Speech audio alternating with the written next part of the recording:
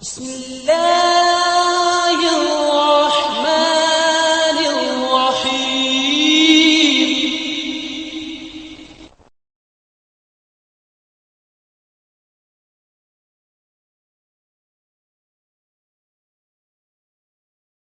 العاقبۃ للمتقین والصلاة والسلام علی مظہر لطفہ سید الانبیاء والمرسلین، اما بعد فاعوذ باللہ السمیع العلیم من الشیطان الرجیم، بسم اللہ الرحمن الرحیم۔ انا فتحنا لک فتحا مبینا لیغفر لک اللہ ما تقدم من ذنبک وما تأخر وَيُتِمَّ نِعْمَتَهُ عَلَيْكَ وَيَهْدِيَكَ صِرَاطًا مُسْتَقِيمًا وَيَنصُرَكَ اللَّهُ نَصْرًا عَزِيزًا هُوَ الَّذِي أَنزَلَ السَّكِينَةَ فِي قُلُوبِ الْمُؤْمِنِينَ لِيَزْدَادُوا إِيمَانًا مَعَ إِيمَانِهِمْ وَلِلَّهِ جُنُودُ السَّمَاوَاتِ وَالْأَرْضِ وَكَانَ اللَّهُ عَلِيمًا حَكِيمًا۔ صدق اللہ مولانا العظیم۔ وصلوا علی الحبیب اللہم صلی علی سیدنا و مولانا محمد وعلی آلہ واصحابہ وعترتہ اجمعین۔ الحمدللہ ہم نے اس سورہ پاک کی جو مضامین ہیں ان پر گفتگو سابقہ درس قرآن میں کی تھی۔ آج ہم بحمد اللہ تعالی پہلی آیت طیبہ سے اس کے مضامین پر اور اس کے مفاہیم پر گفتگو شروع کریں گے۔ سورہ فتح، جیسا میں نے عرض کیا تھا کہ صلح حدیبیہ جب ہو گئی اور سرکار مدینہ طیبہ کی طرف واپس تشریف لا رہے تھے تو راستے میں اس سورہ پاک کی یہ آیات طیبہ نازل ہوئی اور مسلمانوں کو ایک بڑی خوشخبری سنا دی گئی، سکون عطا کیا گیا، طمانینت قلب نصیب فرمائی گئی۔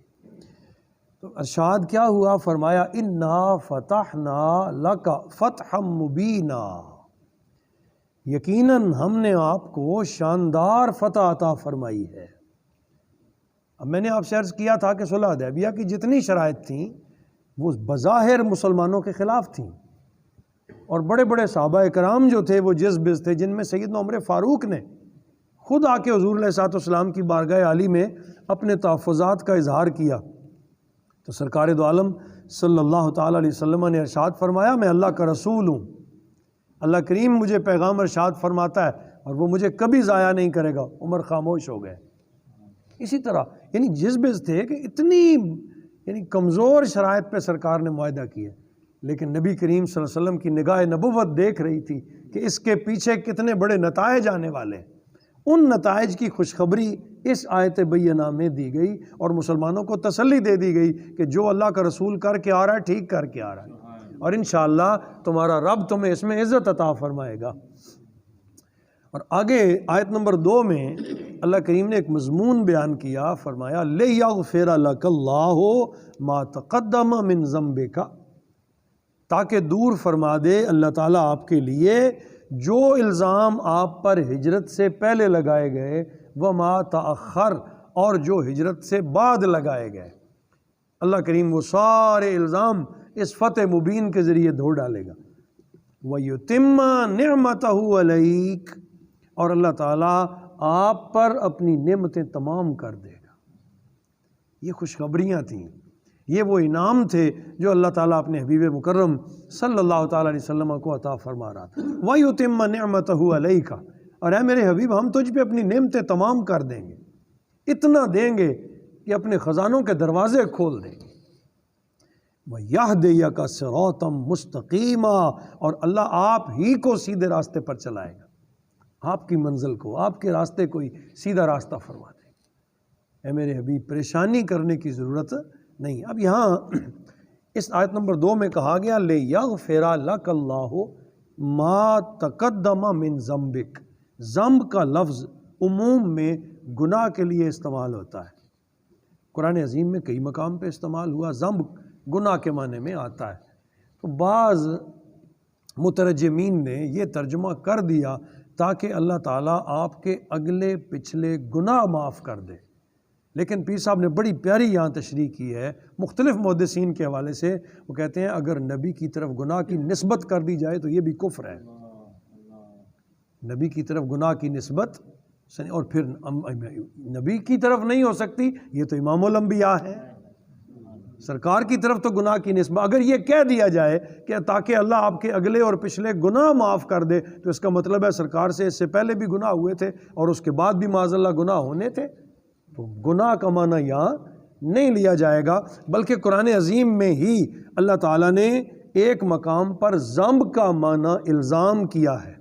ذنب کا معنی الزام بھی ہے، اور وہ مقام ہے کہ جب سیدنا موسیٰ علیہ السلام نے ایک قبطی کو قتل کر دیا مکہ مار کے، اور آپ پھر اپنا علاقہ چھوڑ کے چلے گئے، تو پھر جب اللہ تعالیٰ نے نبوت سے سرفراز فرمایا تو حکم دیا کہ جاؤ تم اور ہارون فرعون کی طرف جاؤ اور اسے جا کے میرا پیغام سناؤ۔ تو موسیٰ علیہ السلام نے کیا کہا تھا؟ وَلَهُمْ عَلَيَّ ذَنْبٌ، یا اللہ مجھے ڈر لگتا ہے انہوں نے مجھ پہ قتل کا الزام لگایا ہوا ہے، اور وہ تھا الزام ہی کیونکہ آپ اسے مارنا نہیں چاہتے تھے، اور مکے سے بندہ مرتا بھی نہیں ہے، یہ اللہ کی حکمت تھی کہ ایک ہی مکہ نبی کا لگا اور وہ بندہ مر گیا۔ تو آپ نے کہا وَلَهُمْ عَلَيَّ، یہ سورۃ الشعراء ہے، شعراء میں اللہ نے ذنب کا معنی الزام کیا ہے، تو کہا یہاں بھی ذنب کا معنی سورہ فتح میں بھی گناہ نہیں ہوگا، الزام ہوگا، تو کہا وَلَهُمْ عَلَيَّ ذَنْبٌ فَأَخَافُ أَن يَقْتُلُونِ، یا رب العالمین میں فرعون کی طرف جاتے ہوئے تھوڑا مجھے یہ خوف ہے کہ میں نے ان کا قتل کیا ہوا ہے، کہیں وہ اس الزام میں مجھے قتل نہ کر دیں۔ تو اللہ پاک نے فرمایا موسیٰ تم جاؤ، تمہاری حفاظت کرنے والے ہم ہیں۔ تو یہاں میں نے یہ اس لیے ذکر کیا، تفصیل میں نہیں گیا، بڑی تفصیل کے ساتھ پیج نمبر 532 532 ہے، اگر آپ پڑھیں تو پوری تفصیل یہاں آپ کو ملے گی کہ ذنب کا معنی کس کس نے کیا کیا ہے اور کرنا کیا چاہیے۔ ہمیں تکریم نبی صلی اللہ تعالی علیہ وسلم ہر حال میں کرنی، یعنی جس لفظ میں سے حضور کی شان کے نقص کی بو آتی ہو، قرآن نے وہ لفظ ہی منع کر دیا ہوا ہے۔ جیسا کہ میں نے پہلے بھی ایک دفعہ عرض کیا تھا کہ نبی کریم صلی اللہ علیہ وسلم جب گفتگو فرماتے اور صحابہ کو کہیں کوئی بات سمجھ نہ آتی تو صحابہ عرض کرتے رائنا یا رسول اللہ، اے اللہ کے رسول ہماری رعایت فرما دے۔ معنی ٹھیک تھا، لفظ بھی ٹھیک تھا، لیکن عربی زبان میں رائنا کہتے ہیں چرواہے کو، اور رائے نا کہتے ہیں رائے دینے کو، بات دہرانے کو، رائی نا کہتے ہیں چرواہے کو۔ تو ان کافروں نے، مشرکین نے جب یہ سنا کہ یہ سرکار کے سامنے بیٹھے ہوتے ہیں تو اپنے نبی سے کہتے ہیں رائے نا، تو انہوں نے رائی نا زبان ٹیڑھی کر کے رائی نا پڑھنا شروع کر دیا اور کہا یہ دیکھیں جی اپنے نبی کو چرواہ، ایک اس کو آقا بناتے ہیں اور دوسرے لفظوں میں اس کو چرواہ کہتے ہیں۔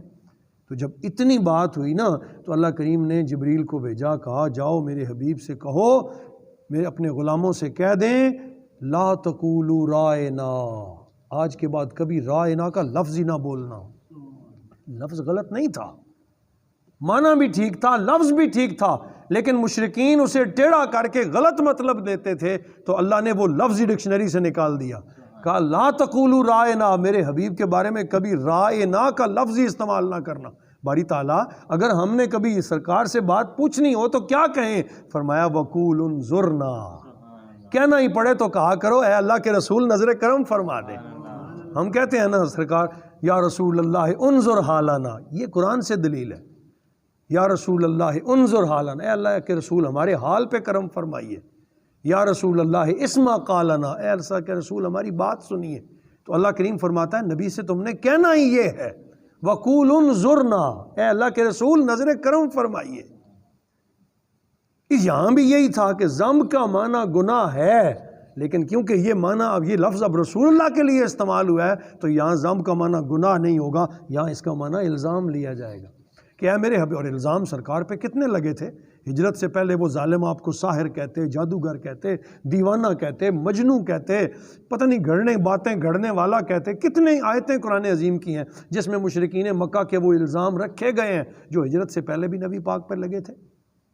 پھر جب سرکار ہجرت کر کے تشریف لے آئے تو اب انہوں نے یہ الزام لگانا شروع کر دیا کہ ہم تو امن و سکون کی زندگی بسر کر رہے تھے، انہوں نے انتشار ڈال دیا ہے، یہ انتشار ڈالنے والا ہے، یہ قوموں کو آپس میں لڑانے والا ہے، اس طرح کی ان کی زبانیں کھلی تھیں، وہ دن رات بکواس کرتے تھے۔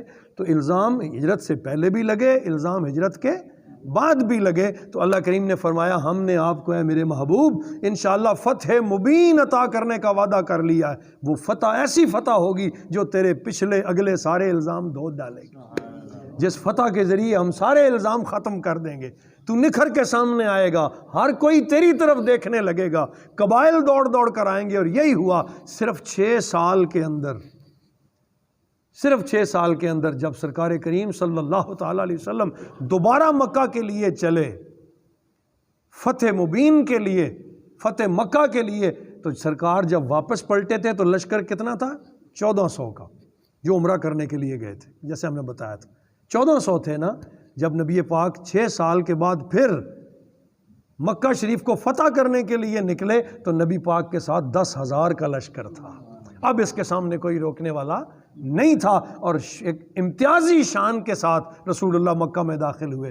یہ وہ فتح مبین تھی۔ کہا ہم اگلے پچھلے الزام دھو ڈالیں گے، قوت عطا فرمائیں گے، غلبہ نصیب فرمائیں گے اے میرے حبیب آپ کو، وَيُتِمَّ نِعْمَتَهُ عَلَيْكَ، اور آپ پر ہم اپنی نعمتیں تمام کر دیں گے، وَيَهْدِيَكَ صِرَاطًا مُسْتَقِيمًا، اور ہم آپ کو سیدھے راہ پہ چلائیں گے، وَيَنْصُرَكَ اللَّهُ نَصْرًا عَزِيزًا۔ کیا خوبصورت جملے، وَيَنْصُرَكَ اللَّهُ نَصْرًا عَزِيزًا، اور تاکہ اللہ تعالیٰ آپ کو ایسی مدد فرمائے جو زبردست ہو، ایسی مدد۔ اور پھر آپ نے دیکھا کہ اللہ تعالیٰ نے کس طرح کر کے مدد فرمائی کہ ایک بندہ بھی شہید نہیں ہوا اس واقعے میں جب فتح مکہ کے لیے سرکار آئے، اور کوئی تلوار آپ کے خلاف اٹھ نہیں سکی، بلکہ نبی پاک ایک فاتح کی شان کے ساتھ مکہ میں داخل ہوئے۔ وَيَنْصُرَكَ اللَّهُ نَصْرًا عَزِيزًا، تاکہ اللہ آپ کو ایسی مدد فرمائے جو زبردست ہو اور آپ کو غالب کر دے۔ میرا خیال ہے آیت نمبر 3 پہ ہی آج اختتام کر لیتے ہیں۔ اللہ پاک ہم سب کو سمجھ عطا فرمائے۔ تو قرآن عظیم میں نبی پاک صلی اللہ علیہ وسلم کی اتنی شانیں بیان ہوئی ہیں کہ اگر آپ صرف قرآن عظیم کو پڑھیں اور قرآن سے سرکار کی شان تلاش کریں تو میرے رب نے ہر طرح سے اپنے حبیب کا دفاع فرمایا ہے۔ وَمَا عَلَيْنَا إِلَّا الْبَلَاغُ الْمُبِينُ۔